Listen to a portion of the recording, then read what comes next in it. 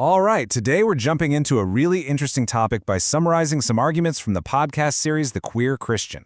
We're going to be looking at two specific verses from the book of Leviticus in the Old Testament.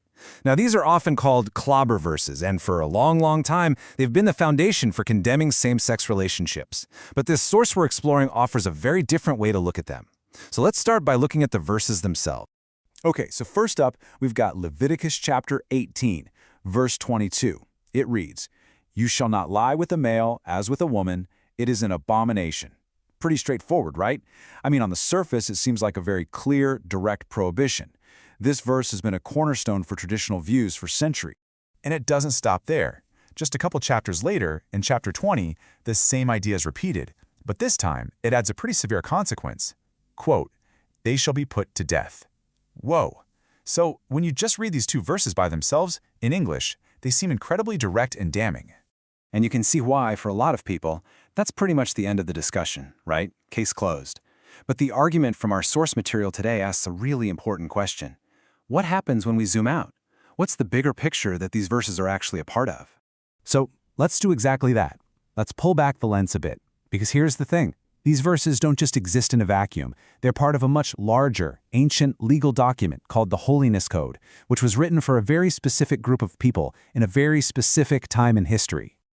And this is absolutely crucial to the whole argument. These aren't two standalone commandments just dropped from the sky. Nope, they are just two little entries in a long, super detailed list of rules that covered almost every part of ancient Israelite life, from what you could eat to what you could wear to how you farmed. And we're not talking about a handful of rules here. The sheer scale is, well, it's massive. We're talking about over 70 different laws. This wasn't just a simple list of do's and don'ts. It was the entire framework for their society.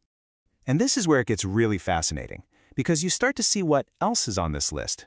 For example, Leviticus says you can't eat shrimp or pork. You can't wear a shirt made of a cotton polyblend. You can't even trim your beard.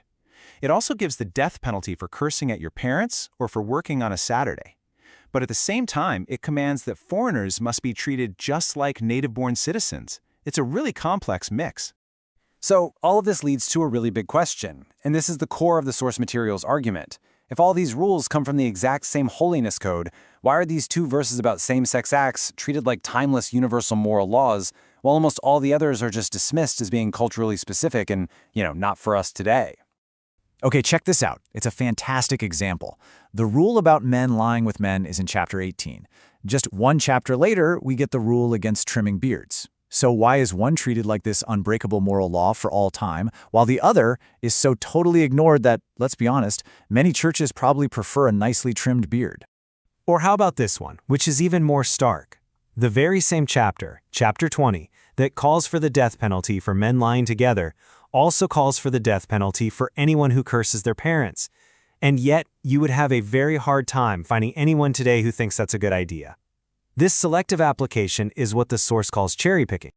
And, the inconsistency gets even weirder. I mean, think about it. Many people who hold up this verse as a timeless moral law are only applying the first half of it, the part that condemns the act. They totally ignore the second half that demands the death penalty. That's a huge inconsistency inside a single sentence. All right, so that's the whole consistency issue. But there's another huge piece to this puzzle, the language itself. The argument here is that a key word, a really important word at the heart of these verses, might not mean what we all think it means today. And it all hinges on one single powerful word, abomination. We hear that word and it sounds really, really bad, like a deep moral evil. But the question is, what did the original Hebrew word, toeba, actually mean to the people who first heard it? Well, according to our source, this is where things get lost in translation. Toeba, it turns out, was more of a technical term. It didn't always mean something was inherently sinful or evil. Often, it just meant something was ritually or culturally unclean for the ancient Israelites. For example, eating pork was a toeba. Wearing that polycotton blend was a toeba. The focus was all about maintaining this state of ritual purity. So you might be asking, why all this focus on being ritually pure? Well, the argument is that it was all about identity. The Holiness Code was basically designed to make the nation of Israel distinct, to set them apart from their pagan neighbors in Canaan.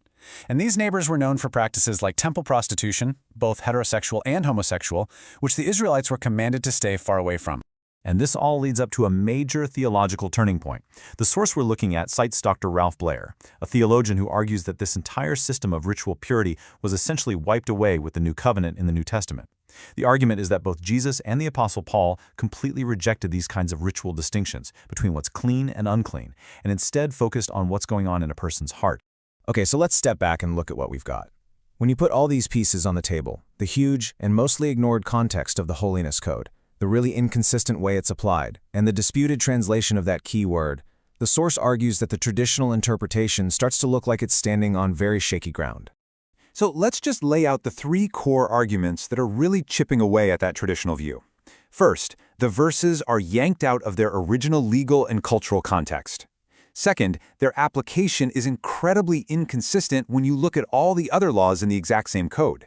And third, the translation of that central word, abomination, is very much up for debate. And this all leads to a really powerful image the source uses to wrap this all up. A house of cards. With the context missing, the consistency gone, and the translation challenged, the entire argument built on Leviticus becomes, in this view, a house of cards. You pull out any one of those pieces, and the whole thing just collapses.